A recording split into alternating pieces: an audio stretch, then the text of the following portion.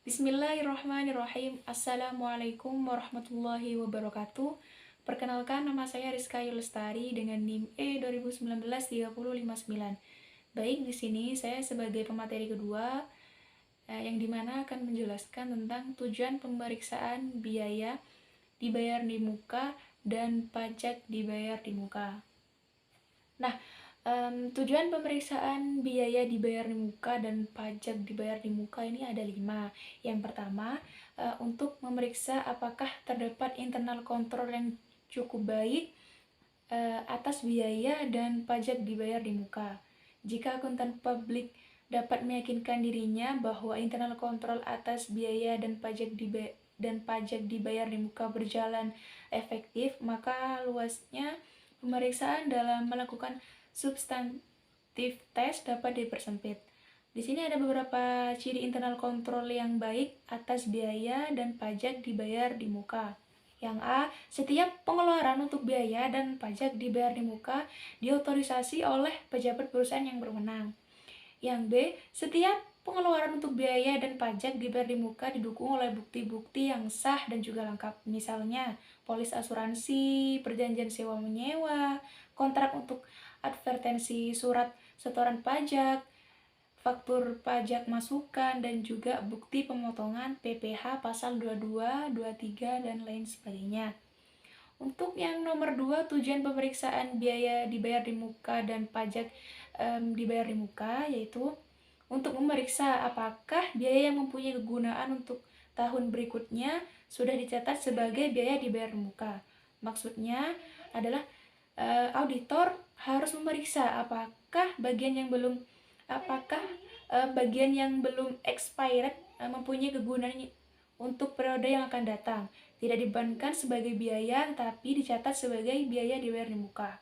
Yang ketiga, untuk memeriksa apakah biaya dibayar di muka yang punya kegunaan untuk tahun berjalan telah dibebankan atau dicatat sebagai biaya tahun berjalan.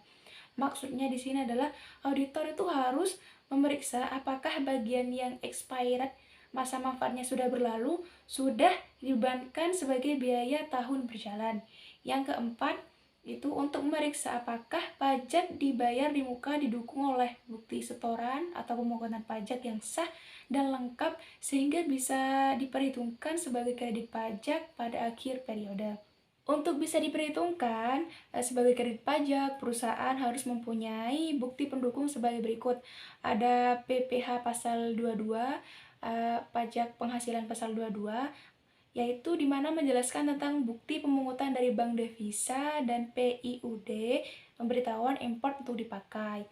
Ada juga PPh pasal 23 yang menjelaskan tentang bukti pemotongan dari perusahaan yang membayar dividen, sewa, royalti atau bank yang membayar bunga deposito atau jasa giro. Ada juga PPh pasal 25 yang menjelaskan tentang SSP, surat setoran pajak. Dan ada juga PPN masukan, pajak pertambahan nilai masukan, yang menjelaskan tentang faktur pajak dari pengusaha kena pajak. Nah, untuk tujuan pemeriksaan biaya dibayar di muka dan pajak dibayar di muka, yang kelima, yang terakhir, yaitu untuk memeriksa apakah penyajian biaya dan pajak dibayar di muka dalam laporan keuangan sudah sesuai dengan prinsip akuntansi yang berlaku umum di Indonesia, seperti SAK, ETAP, IFRS. Biasanya biaya dibayar di muka yang mempunyai masa manfaat kurang dari atau sama dengan 1 tahun disajikan sebagai harta lancar, sedangkan yang masa manfaatnya lebih dari 1 tahun disajikan sebagai aktiva lancar.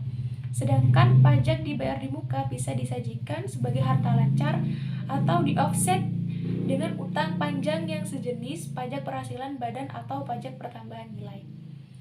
Cukup sekian pemaparan materi dari saya mengenai tujuan pemeriksaan biaya dibayar di muka dan pajak dibayar di muka.